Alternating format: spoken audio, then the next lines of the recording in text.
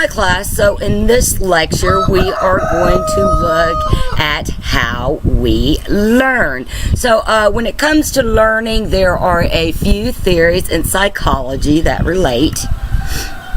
Basically, we define learning as any relatively permanent change in behavior brought about by experience or practice, and it's something that, it's something that's different from maturation, because maturation is a part of how our bodies develop on those physical, cognitive, and socio-emotional type levels, and so maturation is kind of more of this kind of genetic biological process, whereas learning is more of one of those social factors or social concepts that we have to, for lack of better words, learn in order to be human and function in society and know how to engage others. So so learning is different from maturation.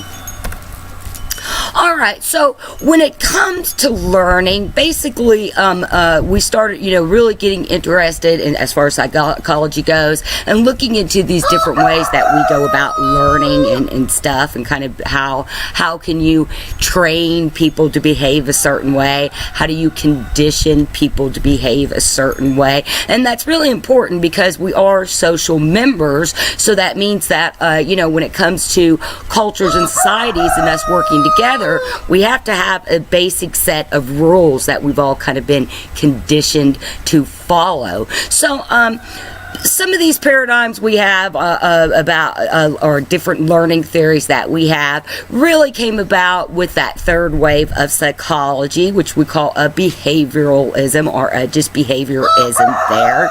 I think that's how we've been talking about it in class, but it's kind of either way. You can say behavioralism or behaviorism or just behavioral. But basically, when it comes to the behavioralist, they were all about observation. You guys remember that from our other lecture? I'm pretty sure we've talked about this. But so in psychology, we're looking at that mind and body connection, right? So how do our thoughts affect our actions? But with behaviorism, we kind of took a break from that, and they said, no, we don't really care about the mental activity. We just want to see the the observed reaction. So it's just, how does somebody react to outside stimuli?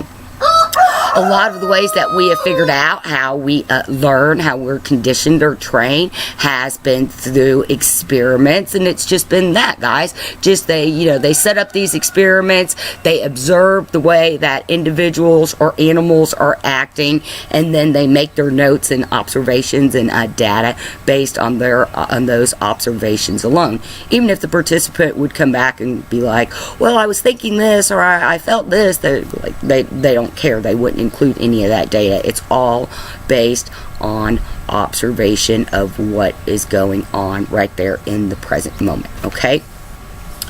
So, when we look at conditioning from the behaviorist, we actually have three basic paradigms. We have classical conditioning, operant conditioning, and then we have social learning theory made popular by Albert Bandura. So, I'm going to talk a little bit about classical conditioning, and then talk about operant conditioning, and then we're going to go look at some kind of cognitive learning theories. And so I'll wrap this lecture up by talking about Bandura and his social learning experiment. So, when it comes to learning, we know that the simplest way that we learn, be that us as humans or animals, is by association. It's associating something with something else, pairing those together. And that's the way that we learn. And so we call that classical conditioning. This idea of associative learning was made famous by a Russian psychologist, Ivan Pavlov. Maybe you guys have heard of Pavlov's dogs. So basically what Pavlov did is he did this experiment. He noticed that, whenever the dogs would see their food, that they would start salivating.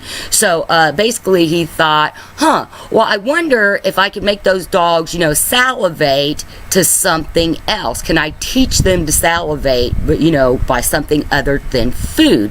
And so what he found out was through a series of steps, kind of progression. You've got to, do a process and work your way up to getting that actual result, because the first time you try to teach somebody that association, they're not really going to get it. You got to have that repetition to keep that continuousness of it, right, guys? You guys think about learning to do something. Maybe some of you guys paint or play instruments or play sports. You didn't know how to do that the first or second time, right? It's something you had to keep working on and keep progressing through, so that you finally got those associations of, say, sports, how to throw the ball right, or playing a piano. That takes a time and progress, right? Process, progress, time. There we go.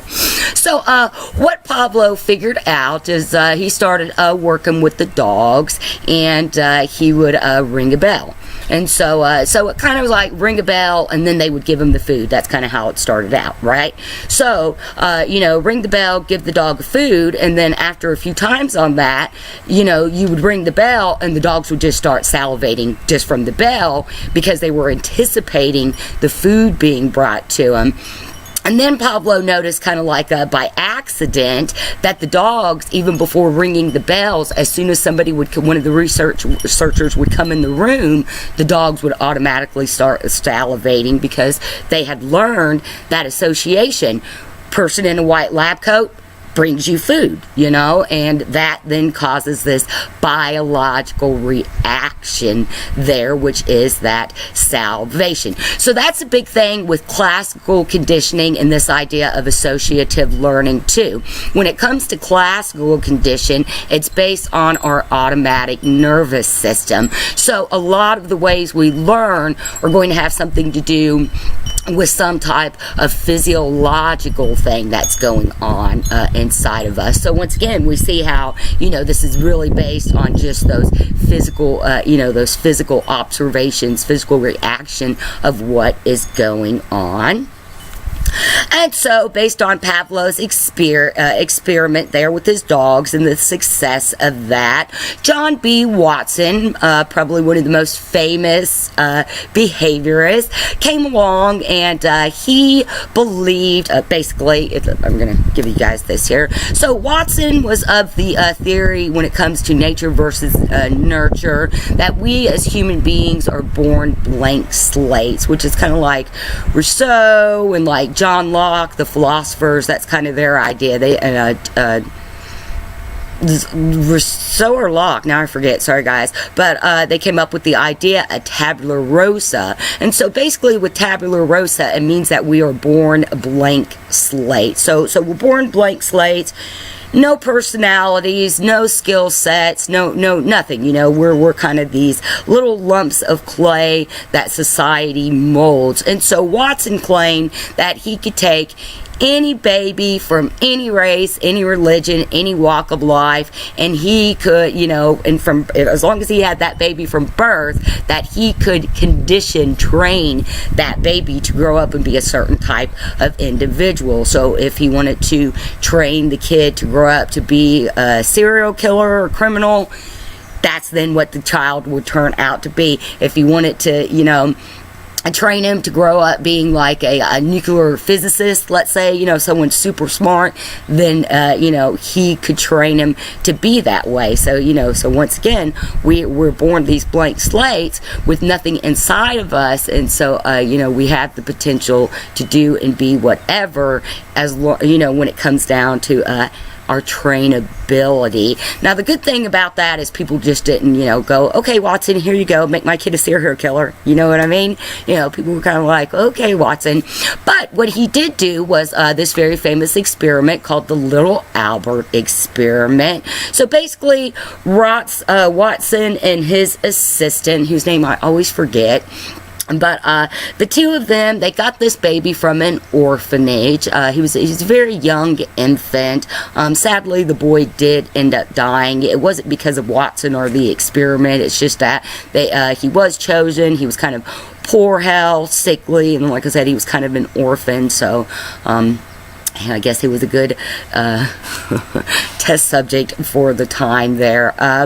So anyway, what Watson did with little Albert is he wanted to show that things like fears and phobias, that they were something that were conditioned inside of us. They weren't something that was innate or something that was like an evolutionary trait, which would be more along the lines of like functionalism and then evolutionary psychology. But so what he did was he made little Albert afraid of a white rat, and he did that by associating him with a loud noise. So he would make this really loud noise, and then they showed the little boy the rat, and of course, the little boy would be crying, and it got to the point that that just seeing the rat without even making the sound, the little Albert would get really uncomfortable, and he'd start crying. And then they tried like anything really that was white and fuzzy, would make that little boy was scared of and would make him cry. And what's going on there is, once again, it's that association, it's that expectancy. That's where the association, seeing that, he'd already in his mind, they had trained him that when you see that, you're going to hear this loud noise that scares you. And so, so even if they don't put the loud noise, it was already implanted in his head that he was going to be scared. So his automatic nervous system took over then, and he has those physiological effects of being scared. Whereas with the dogs, their automatic nervous system kicked in, and you see those physiological effects of how they just naturally react to being hungry and to wanting to eat. So this was a very controversial experiment, and Watson kind of became persona non grata, is what we call in the field of psychology, and that's pretty much where you're just kind of like kicked out and not considered credible or academic anymore.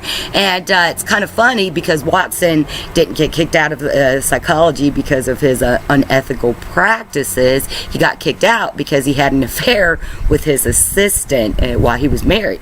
Which, that's what an affair is, but right, while he was married, and so the disgrace of that is what kind of caused him to depart from psychology. However, he found himself a very lucrative career in the field of advertisement, and since the days of Watson, psychology has largely been used in advertisement. So think of that the next time you're watching an ad and you feel compelled to maybe buy that product. They're using classical conditioning on you. I mean, they're trying to train you to buy their stuff. Think about that.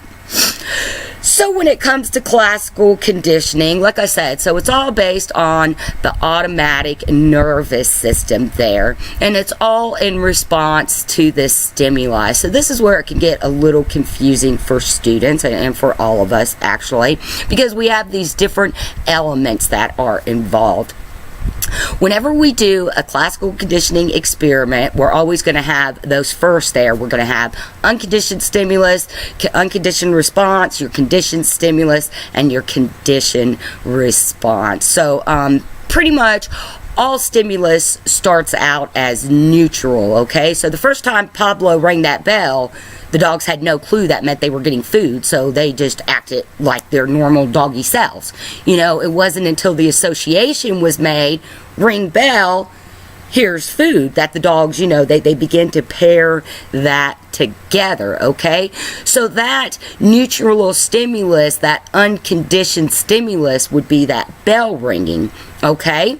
So then that unconditioned response is going to be the salivating, right? Because that's what the dogs do when they get their food, and that's the response you're trying to pair with the ringing of the bell.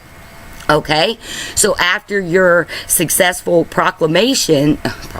your successful progression and getting the animal to do that so many times, what then happens is those unconditioned stimuli and unconditioned response changes to the conditioned stimuli and the conditioned response there. So the bell is neutral, then it's unconditioned, and then once that association starts being made, it becomes the conditioned stimulus. And so once again, same thing with our response there, that salivating. It was kind of, that's just what they do, dogs do because their automatic nervous system. And so basically Pablo trained that their automatic nervous system to respond to a specific stimuli. So that conditioned response is still going to be the salivation, okay?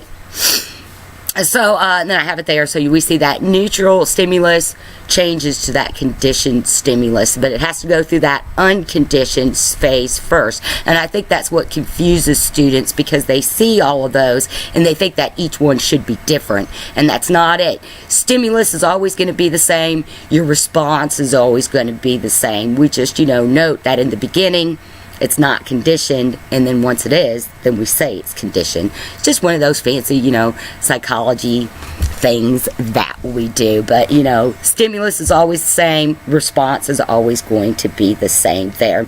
All right, and then when it comes to classical conditioning, like I said, we always have these 4 elements, and then we also have some additional elements that equate into how we're responding to that stimulus. So we could have extinction, and that is when that conditioned response gets removed because of reinforcement. So let's see, here we go. So ringing the bell and not giving the dogs food, if you do that enough time, the dogs are going to disassociate. They're going to be like, there in the beginning, once they got it, oh, I hear the bell ringing, I'm getting food. What, you didn't give me any food this time? Well, okay. Second time you do it, the dog's probably a little confused again, be like, wait, I thought I was supposed to get food when that bell rang. And then it gets to the point to where, after more of those, after you present that stimulus enough, but, after, I'm saying it wrong, sorry. After you remove hold on guys, give me just a minute here. Basically what I'm trying to say is that, once you get that association and you change it, then, the dogs eventually relearn that the bell doesn't relate to food, and so they don't salivate when they hear the bell ringing anymore. They don't salivate automatically when they see the researcher walk in the room, because that's been, they've unlearned is basically what we're trying to say there. And then we also have something like spontaneous recovery, and this is where reappearance of a learned response. So say years have gone by, Pablo's dogs, they've lived their doggy lives, they've forgotten all about being a part of this experiment, and then all of a sudden someday somebody rings a bell and something in their brain clicks and they start salivating. And then it's there. Then the association is back. It's kind of like, just that neural pathway gets let up again, and they remember, and so then they start reacting that same way to the bell again. So we call that spontaneous recovery, because we didn't work with them again to reassociate that bell with that automatic nervous system response. It's just like I said, since they had learned it, it was somewhere in their brain, and then it just comes right back. Then we also have what we call counter conditioning or desensitization, and that's basically when you expose that person to that stimulus they were afraid of, and you teach them how to not be afraid of it. So that's the big thing with Watson and the little Albert experiment, is that they conditioned this phobia in him of the white rats, but they never counter conditioned that. It was another psychologist that came along, I believe her name Susan Clark, maybe. I can't remember. It's hard to keep everybody's name straight sometimes, guys. Pardon me for that.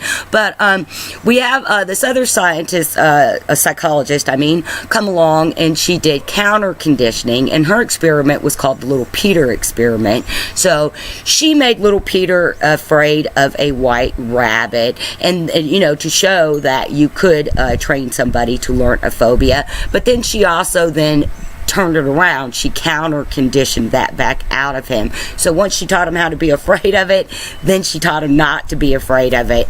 These poor kids, man, as far as I know, that kid did go. I've never really heard anything else about that kid, but I can imagine that would have to mess with your mind. I figure he was maybe like 7 or 8 years old. Kind of weird one there.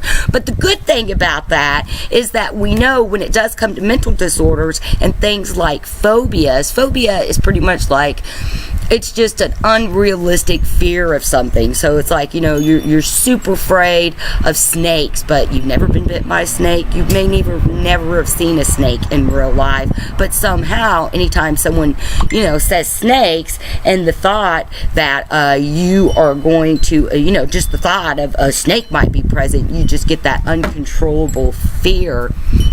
That's where evolutionary psychology comes along and says that it's some kind of evolutionary trait. It must be something that is held down in the DNA. So, for instance, your prehistoric ancestors, they lived in an area to where getting bit by a snake was a life or death matter. And so they learned to be afraid of those snakes that could hurt them, and that somehow got imprinted in your DNA. So here you are many generations later, and all of a sudden you just have this phobia of snakes, and there's no reason for it. So just a couple different theories there on phobias. But my point of that is that's why desensitization is a good thing, because when people do have a phobias, you can work with them. A good example would be this is a little like vignette that I give my students in class of when we do these live and we go and point out the different elements of classical conditioning here.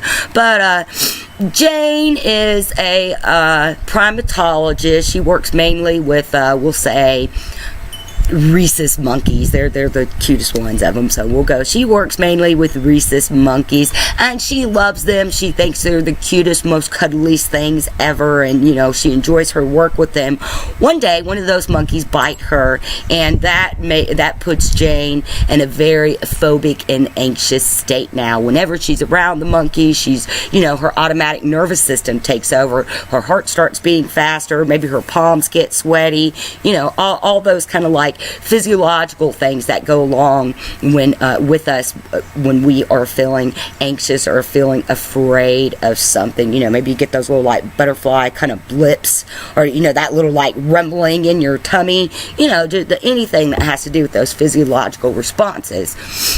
And so, so now she's gotten to the point that, that fear has taken, that fear of those monkeys has taken such a hold on her that even if somebody's saying monkey, she breaks out into a panic attack. Just seeing a picture of a monkey or flipping through the television and seeing a show with monkeys, she just, that fear takes over for her. So Jane goes to a psychologist and explains her fear about monkeys.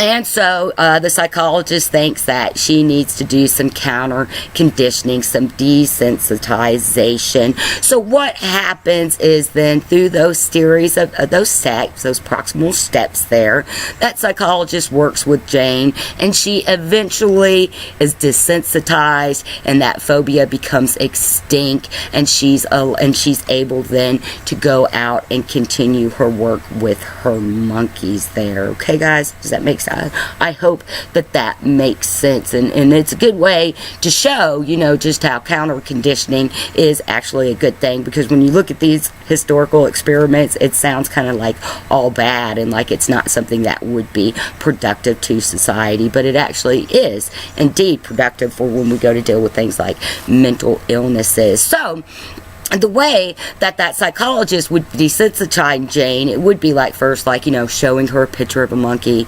learning to help her deal with her anxiety over that, and then maybe the next step would be like letting her, showing her like a stuffed monkey, and waiting for her to get comfortable with seeing that stuffed monkey, and then it would finally lead up to where Jane would be with the monkeys again, and like I said, not have that fear anymore.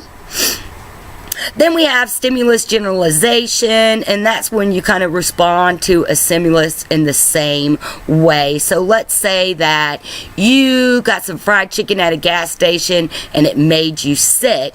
Therefore, anything that resembles chicken will make you sick, because you have generalized it. So fried chicken made you sick, and let's say you smell turkey.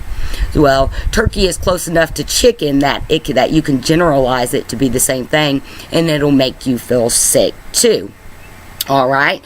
Stimulus discriminations is when we learn to respond to different stimuluses in different ways. So we'll just go there. So you have to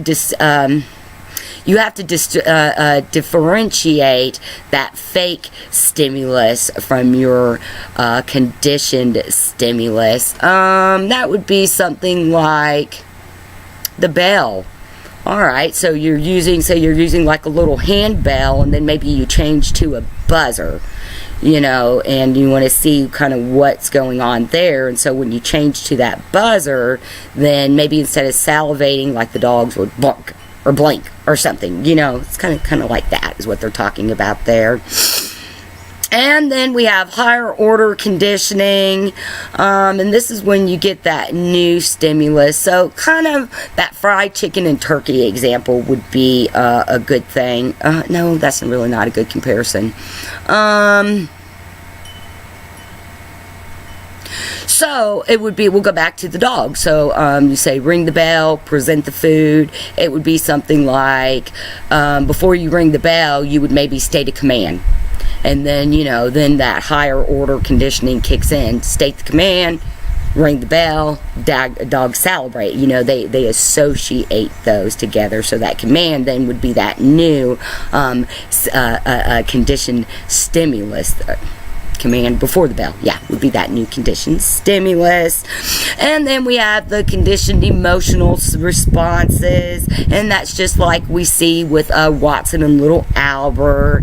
And then we have vicarious conditioning, and we could go back to, so maybe Watson's assistant watching little Albert, every time he jumped by that loud noise, it would cause her to jump. I'm not saying this happened, I'm just giving you a hypothetical example of vicarious conditioning.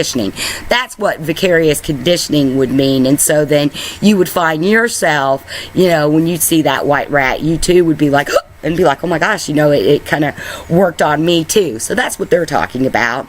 Conditioned taste aversion. And this is basically just, once again, we are physiologically, our brains are kind of physiologically, and inner workings of them are set up in a way that our taste buds are there for a reason. There's a reason why we have an aversion to certain types of taste, and it all comes down to a survival instinct. So think about that. If you take a sip of your milk and it's sour, you don't need to go, oh, was that milk sour? Let me taste it.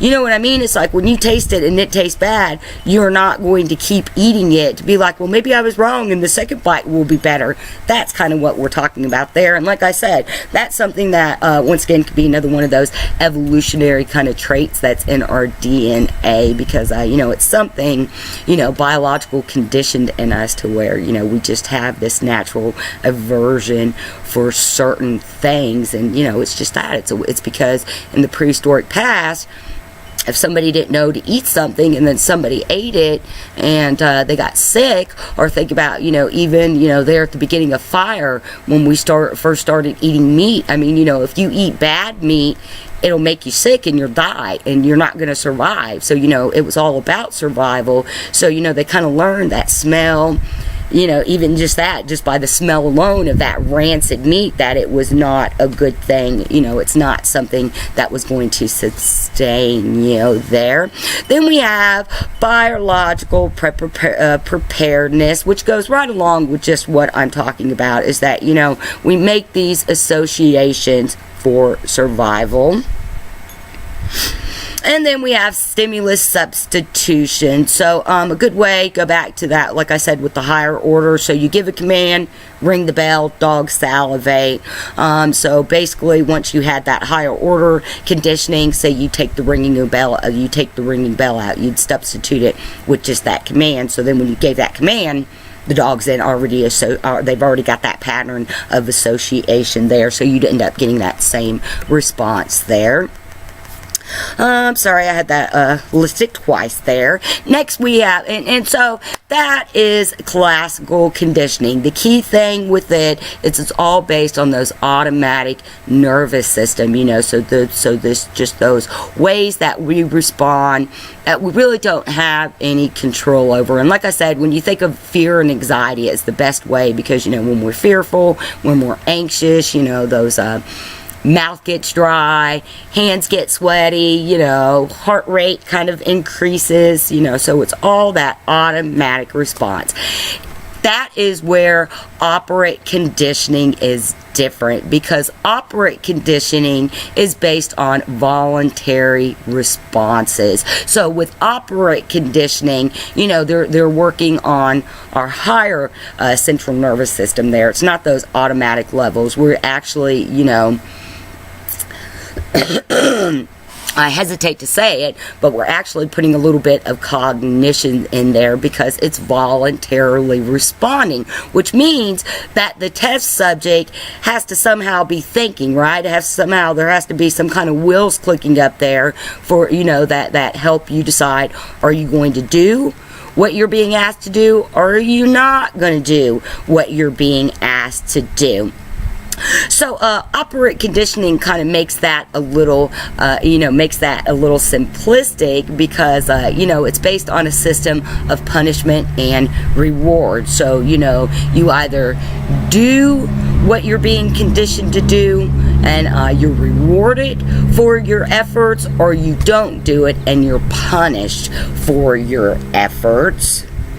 And in that, so hopefully you've had time to read some of this. I'm not going to go over that, because I think you guys, that makes sense there based on what I'm saying. So when it comes to operant conditioning, it's made famous by B.F. Skinner, because he kind of coined the term. He's kind of the one who called it that. But these ideas of how we learn really started with Edward Thorndike over in, I believe, England. I believe he was British there.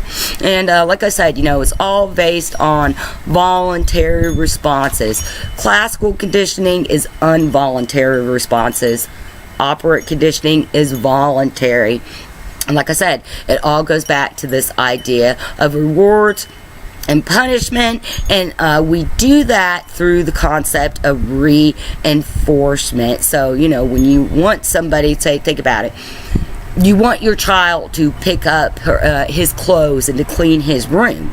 The way you get your child to do that is either through reward or punishment, right? So you're going to either say, if you clean up your room, I'll give you $1. Say, well, if you don't clean up a room, I'll take away your iPhone. Punishment, right?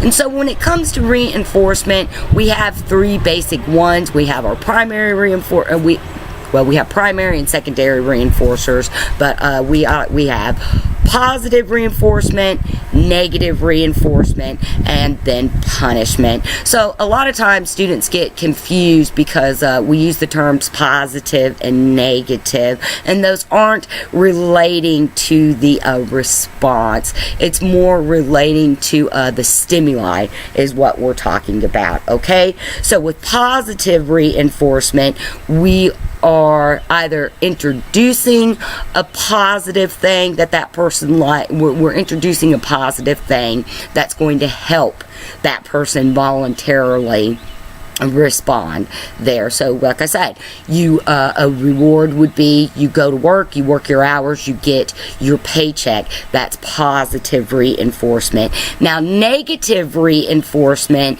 is a lot of people get it confused with punishment, and once again it's because of that word negative. And it all comes down to this idea of a pleasurable thing. Positive reinforcement, you're introducing that pleasurable thing that person wants, so they are going to act how you want. With punishment, you're taking away that positive, pleasurable thing that person wants, because they won't behave the way you want them to. So when you take it away, that then encourages them to behave the way you want.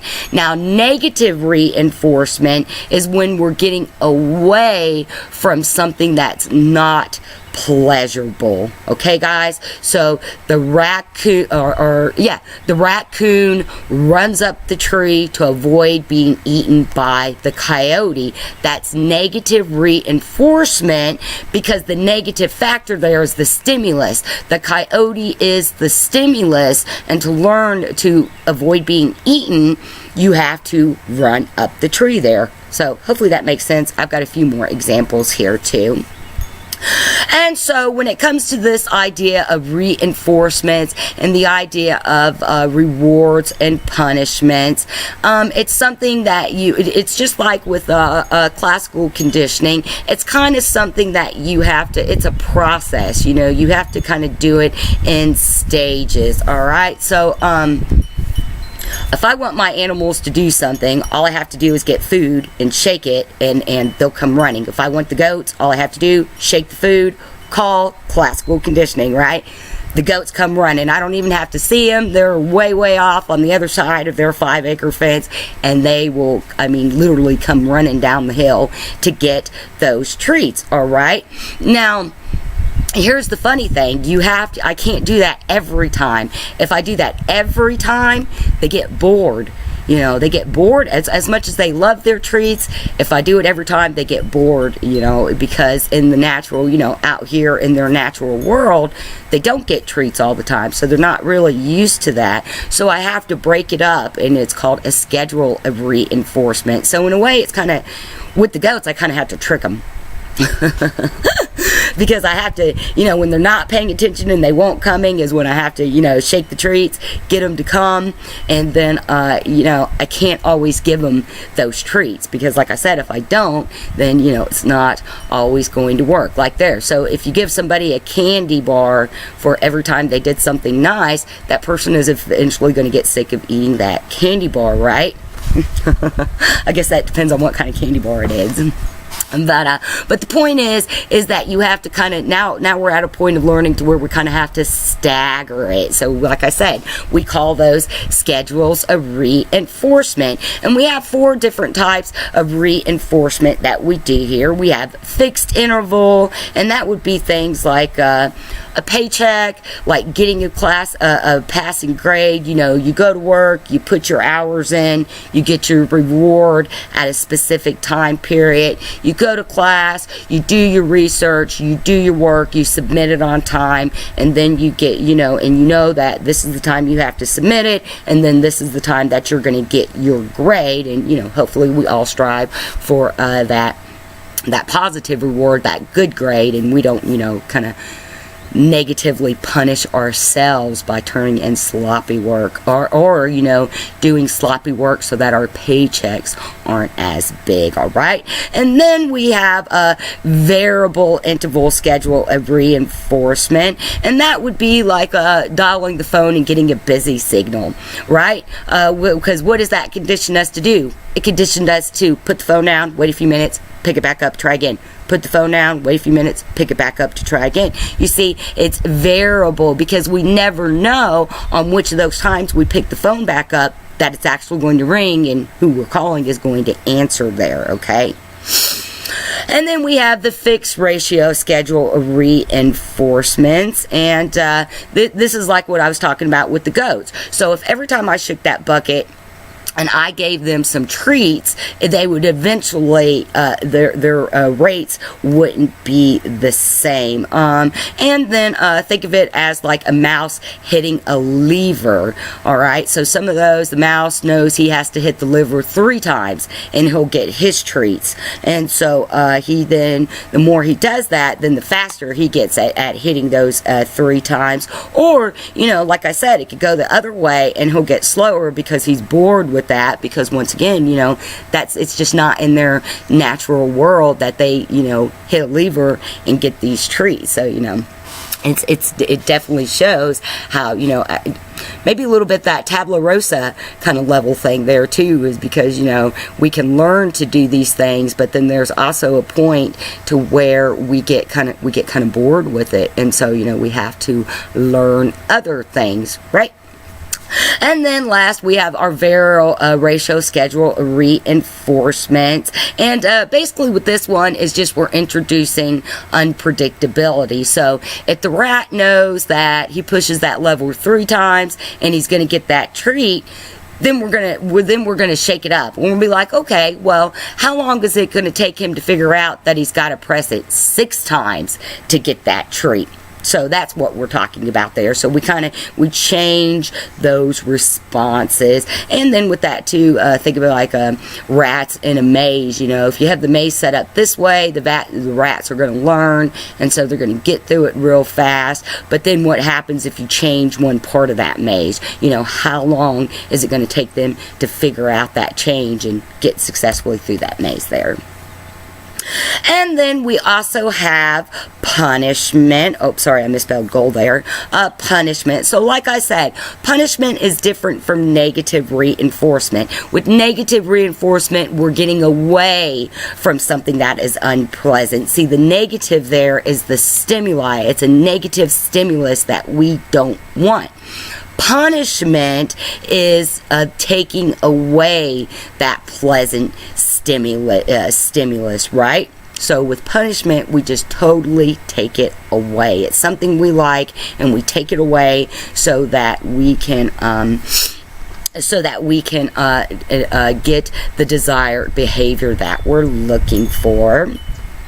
And then, like I said, what I keep talking about here is how it's kind of this progression. It is, we call it successive approximation. And I kept saying that word wrong. I was a little afraid I had the word wrong. But we call that shaping. And like we said, a lot of the times we use this on animals. And in many ways, it's used on us as humans. So think about that. Think about throughout your life how you have been shaped to behave a certain way, say by family, friends, work, school. That will also add a little bit to how psychology is used in advertisements. And so when it comes to operant conditioning, these ideas of like schedules of reinforcement, we also have what we call these different types of behavior modification. Because remember, whether we're looking at classical conditioning, operant conditioning, or any type of other way that we learn, it is all about behavior modification. So the biggest way that we use this operant conditioning in the real world is kind of token economies. This is something, that I've got my example there of the kids and the gold stars, but token economy would be something like with AA, Alcoholic Anonymous. The way that groups works is that you go through, after being clean and sober for so many months, then you get like a token, and each time, the longer you go being sober, like the different types of tokens that you get there. Or Another way that we see this token economy used is when it comes to childhood mental disorders. So children that have behavioral problems, you can use these tokens. So basically, when the child is acting up, you take those tokens away. When the child behaves, you give them tokens. And then what you do is say, you go for a week. So for a week, the kid, acts right. He gets a certain amount of tokens. And then at the end of the week, he trades those tokens in and gets something he likes, some pleasant stimulus there. So candy bar, or coloring book, a new video game, it just depends. But it's about using those tokens to modify that behavior. And then, of course, we also have things like a timeout, and then, we have these different types of punishment. And you have punishment by application, punishment by removal. There's actual positive punishment, negative punishment. But it doesn't matter what type of punishment we're looking at. It all comes down to the same thing. We're taking that pleasant thing away, Oh, I keep forgetting I can't scroll down that way. Sorry, guys. Alright, so then here it goes. So with positive and negative reinforcement, I have some ideas here, or some scenarios here that will hopefully help you guys with formulating your ideas on kind of the differences here. So remember, like I said, positive reinforcement, we're giving something pleasant. That stimulus is something that's going to motivate that person to behave the way we want. So there we go. Mother gives her son praise. That praise is that positive stimulus. That's that positive reinforcement that keeps her son doing his homework. Right? That's the behavior. She wants her son to do the homework, so she does it by giving him, good job, Timmy, you did your homework tonight, and I didn't even have to yell at you once about it.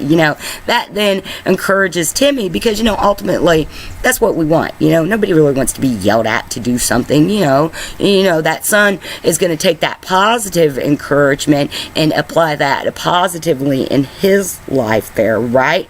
And then you see the next one. So, you get $5 for every A you earn on your report card. You get candy for cleaning up your toys. We see that thing that you're getting is what is reinforcing and encouraging that behavior. And so once again, with negative reinforcement, we're getting away from a stimulus. So it's something unpleasant. It's an adverse stimulus. Like I said, the coyote is the adverse stimulus to the whatever animal I said went up the tree. So so he's trying to get away from it. So some examples of that would be like Bob does the dishes so his mom won't nag at him. There we go. He doesn't want to hear his mom have to yell and scream at him, so he just does what he needs to do to avoid that negative stimulus, right? And then we have the other one. Natalie, she can't get up from the dinner table until she eats her 2 bites of broccoli. So really, that broccoli, the dinner table, that's that negative stimuli, but she has to eat her vegetables because her vegetables are good for her. So, by saying you can't leave the dinner table, that becomes the unpleasant stimuli. And then, that is trying to reinforce that behavior of eat your veggies, they're good for you. And then another one, smoking to decrease anxiety. That always kind of messes students up because smoking is a bad, negative thing in itself. Yes, that's true. But in the context of operant conditioning, we're getting away from a negative stimuli, okay? So that decreased anxiety, that's the negative stimuli we're looking to get away from. And so smoking is the behavior that helps us decrease that anxiety. And just, that's exactly what that means. Take it for that. Don't think about, smoking being a bad thing, because, that's not what we're focusing on with that example. It's just that example of you're taking this negative stimulus and you're, counteracting it with some type of behavior that's going to help get rid of it. A good one is, I did it again, is to take a pill to stop a headache. In many ways, taking that pill, that headache is that negative stimulus, that taking the pill is the behavior that helps get rid of that. And remember, when it comes to reinforcement and when it comes to these ideas of operant condition, remember it's voluntary responses. So it's always about getting that participant to increase the behavior that we want them to show. And then, once again, we do that with positive reinforcement. We do that with negative reinforcement. And then with punishment, we're modifying that behavior because we're decreasing that behavior. We're showing that if you act this way, you're not going to get what you want, so don't act this way, right? And then there we go. So positive is, we're adding something positive in order to get to the desired behavior. Negative reinforcement, we're I say taking something away in order to increase the response. Oh my gosh, guys, I'm so sorry. That should I messed up right there and put punishment. We're gonna fix that right now. For punishment, thinking it as taking something negative away to increase a response, while negative reinforcement is getting away from a negative stimuli to create a type of behavior. All right.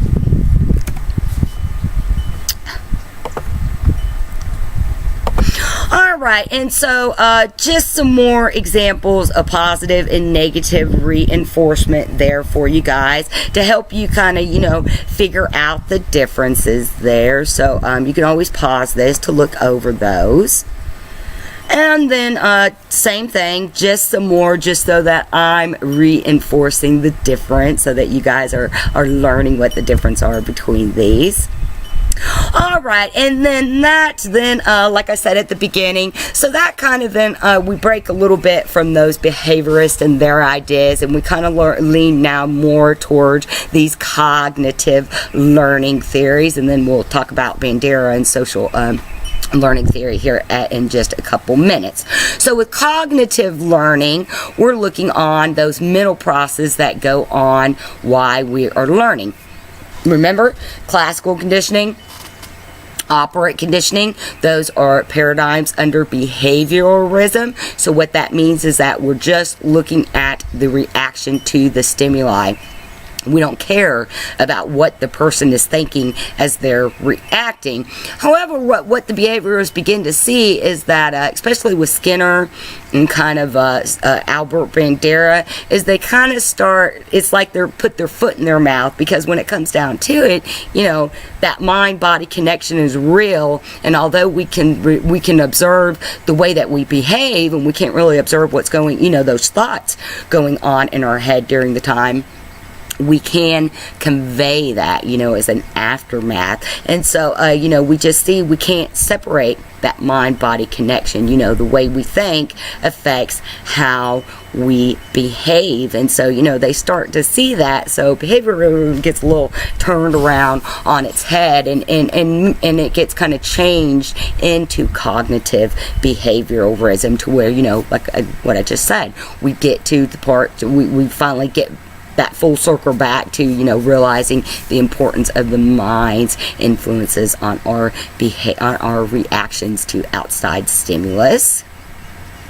And, and it just goes that our thoughts dictate our actions. And, we say it's a little different from, like classical conditioning or operant conditioning, because of that idea of those successful approximations, because with conditioning, you really don't care. Pablo didn't care what those dogs thought while he was teaching them that experiment. But, we have to learn, we have to learn those types of associations so that we can move on then to these more cognitive ways of learning.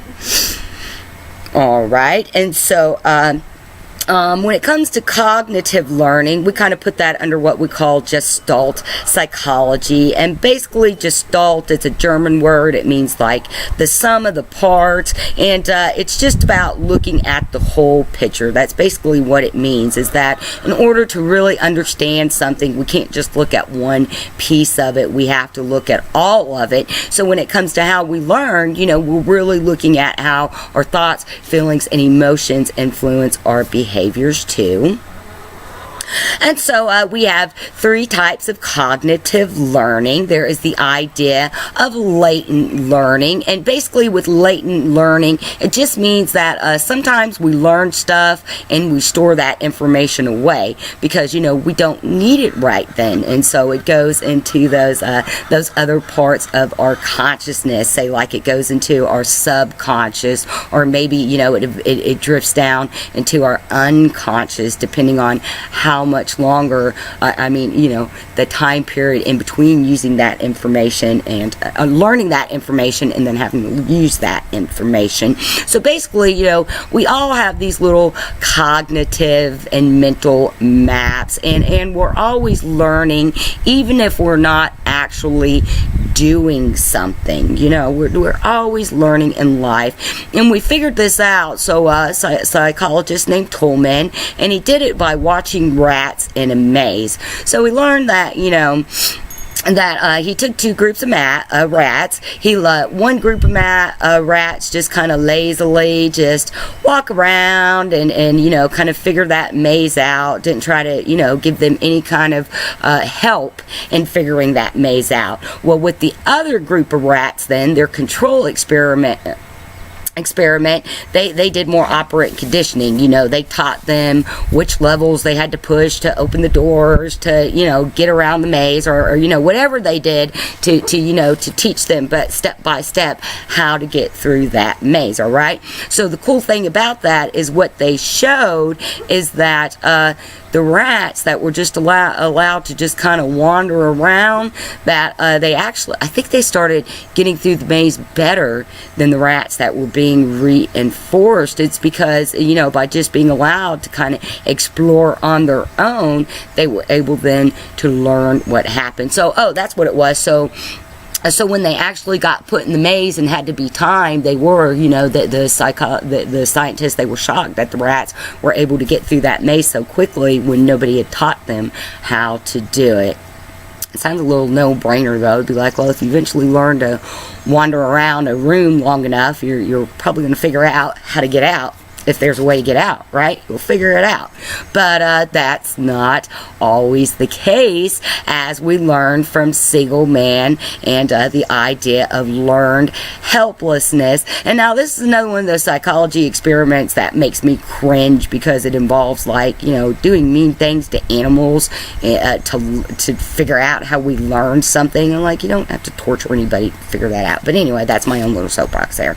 So basically what Seligman did is he took these dogs, and he had he had 2 groups of dogs. So he had one group, and they would put them in this box, and they would electrocute them. So one group of dogs was allowed to, they weren't restrained. They had one group of dogs that were all tied up so that they couldn't get away, and then they had another group of dogs that they could get away. So of course what happens, those dogs got shot, electricity, they were out of there, they jumped out of the box. But those dogs that couldn't, they exhibited what we called learned helplessness. They couldn't leave. They got shocked, they tried to leave, they couldn't do it, they keep getting shocked, they keep trying to move, they can't do it. So eventually those dogs just get upset and they get depressed, and we call it learned helplessness. So they pretty much are just sitting there getting shocked, because they can't do anything about it. And that's what breaks my heart, because it's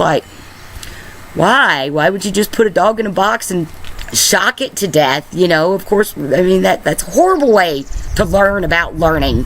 But the reason this helped, but the reason we say that this was a helpful experience is because it helped us learn a little bit more about depression, so that maybe we know why it is that some people can't escape a bad situation. Say domestic abuse would be a good thing. We like to say that people who stay in a relationship that is physical, mental, emotional abuse, that they have this learned helplessness. They just kind of, they just kind of give up. It's like, oh, well, this is how it's going to be, and that's my lot in life.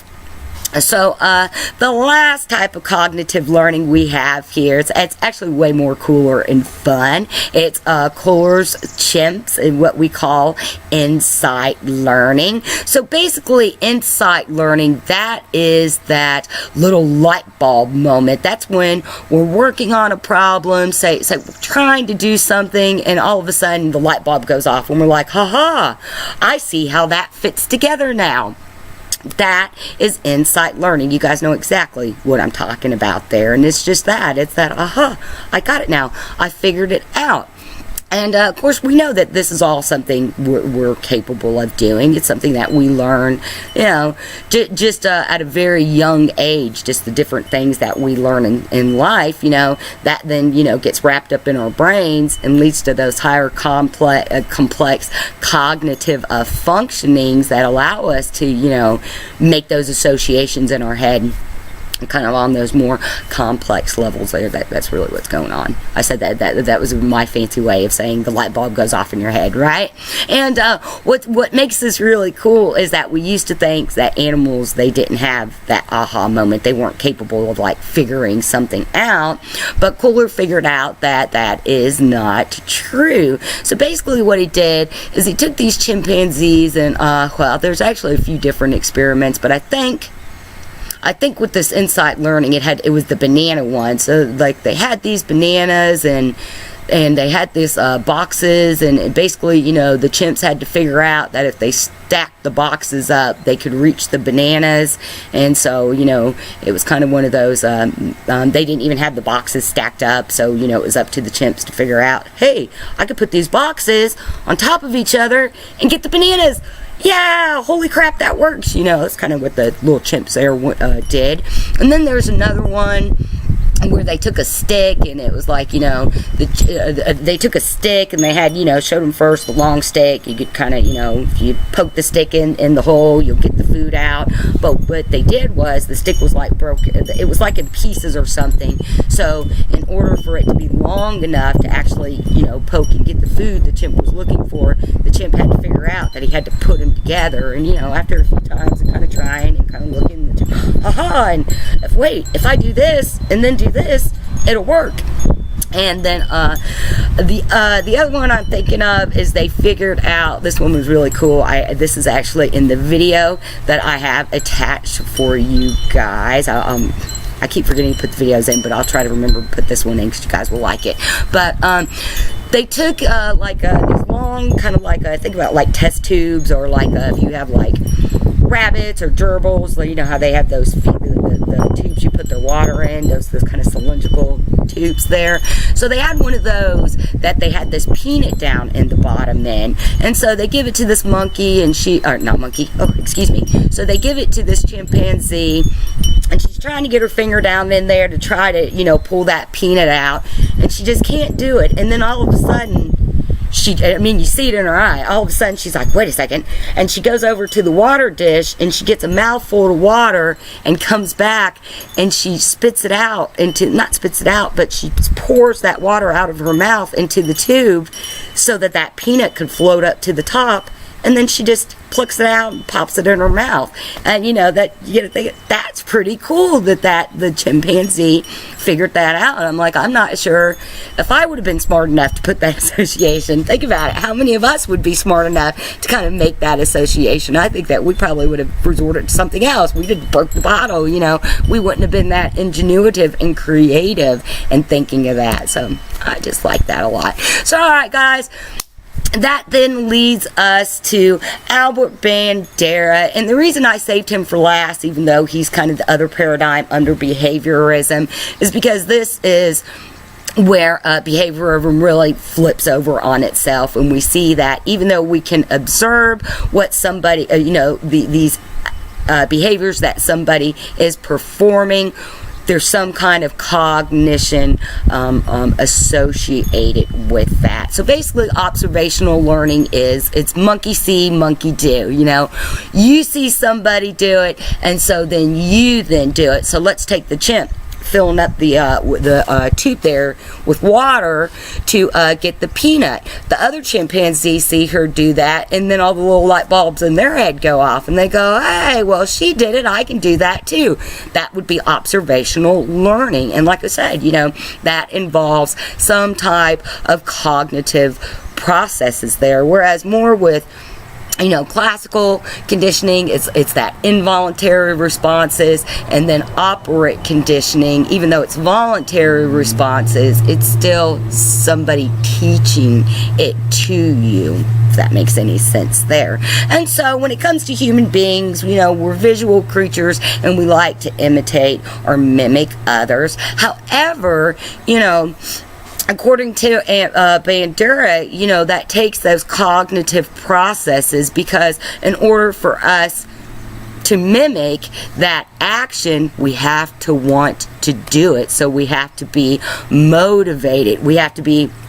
Actually, Bandura had 4 parts of observational learning. He said we have to have attention, we have to have memory, we have to be able to recreate, imitate it, and then we have to be motivated. And that's probably the most important one there. And really, it's kind of even more so than with operant conditioning, because with operant conditioning, it doesn't really matter if you're motivated or not to learn the behavior. If that's the behavior you need to learn, you will learn that behavior. The military might be a good example of that, because they use a lot of operant conditioning. There are a lot of things you just don't want to do, but you have to do, right? But with observational learning, we do get some choice in that. And so Bandura's made this his theory. It's also called social learning theory, and he made this popular with what we call the Bobo doll experiment. So I don't know how familiar you guys are with what Bobo dolls are. I'd say unless you're unless you were a kid in the 50s, you're not going to be aware of what this toy is. So basically, a Bobo doll, it's this blow up doll that looks like a clown. And so you blow it up, you stand it up, and you can really do anything. You can punch it, you can hit it, you can kick it, and it'll kind of, it just kind of sways back and forth because it's a rounded bottom. So, it doesn't really ever fall down. It's always just kind of moving. Maybe you guys remember Weeble Wobbles. Weebles wobble, but they don't fall down. If you guys are my age and you're 40s or 30s to 50s, you guys might be a little more familiar. You might be familiar with Weeble Wobbles. Probably those of us 40 and above, huh? So anyway, so Bandura did this. So he took this Bobo doll, and basically he wanted to see if kids imitated violence that they saw in the media. So at the time, a big thing, so we're talking about the 50s here, so a big thing was violence on television. They had a lot of cowboy and Indian type movies, and they were afraid that, and psychologists were afraid that maybe it was having some disturbing effects on kids and causing them to be more violent. We also see this with, like, more recently, video games, certain video games, if playing them, does those cause kids to be more violent? Grand Theft Auto, that was a big one when it first came out. I think the Columbine shooting, that first real mass school shooting we had back in the early 2000s, they kind of Bandura that and said it's like, oh, those kids were playing that violent video game. And but anyway, so that's what he was looking at. If we observe violence, does that cause us to be more violent in our behaviors? And for the most part, Bandura found out that yes indeed it does. And they did it with this Bobo doll experiment. So basically what they did is they took these two groups of kids, and one of the groups of kids, they showed this Actually, they showed them both. So they showed this video of the researchers being mean to this Bobo doll, basically. The researchers, they were hitting it, they were punching it, they were kicking it, and every time they would do that, they would say, hit it, kick it, punch it, you know, kind of like giving the commands, conditioning the behavior of what they wanted the kids to do to that doll. So, yeah, wait a minute, there is controversy there, yes, guys. So, anyway, so they do that, and, no, the first time they did, they showed that to one group, and then the other group of kids, they didn't show them that at all. And then they got both group of kids together, and they put them in the room, and what they found was that the kids that were shown the video of the doll being beat up, that's how they engaged the doll. They did the same thing, even down to yelling, hit it, punch it, kick it, like the researchers did as they were abusing it, whereas those kids that didn't see it, they didn't react that way. I'm trying to think. I think maybe some of those kids might have actually joined in and like imitated some of the other kids too. So so this is where the controversy kicks in, because people say, wait a minute, you can't say that we will indeed be more violent by seeing it, because the kids were coached. They were coached, right? Remember I told you the researchers told them, hit it, kick it. And so then Bandera went back and did the experiment again, and this time what they did was they kind of added a little operant conditioning reward in there. They're like, now if you treat the Bobo doll that way, you're not going to get your juice and cookies. And you know, they found that by offering that stimulus, that the reward of you know, not engaging in that violent behavior would make those kids you know, stop the behavior, and they found that it did. But once again, you know, it causes a lot of controversy, because just that, we can't say, well, would someone do that on their own accord, or are they just doing that because A, that's what they were told to do, and that's basically it, because they were told to do that, and then, you know, they were told, well, if you do this now, you're gonna get in trouble. So, you know, we see how observational learning, you know, takes classical conditioning and operant conditioning and just, you know, puts it in a higher state of mind there, right? And then once again, too, you know, I think the first time, too, you know, the motivation, it might have been milk and cookies. Once again, or juice and cookies, be like, hey kids, do what the researchers did and you'll get a reward. And then it was like, hey kids, don't do that and you'll get a reward. So people just felt like his experiment was too tightly controlled, so that those results weren't as accurate as they should be. And like I said, this was done in the 50s, and we still have debates over if violence in TV, violence in movies, say even you know, violence in music, if that contributes to people's violent behavior. And I think the jury is out on that one. And I think it also comes down to the personality type. You know, the people that are going to become more violent by seeing it, it's probably something that was already predisposition in their personality, whereas those of us who aren't prone to being violent will not engage in that behavior. And that also gets us a little bit into maybe things like mass hypnosis, or kind of like things like mass mentality, things like mob mentality and riots, and you know, that kind of comes back to observational learning too. And that's one's a little bit trickier too, because when it comes to things like mob mentality, people are so not only stoked up on adrenaline, but they're also so stoked up on some kind of emotional response that probably cognitive processes and the ability to learn kind of get out the door at those kind of situations there. So that covers some of the different theories on how we go about learning. Thanks, guys.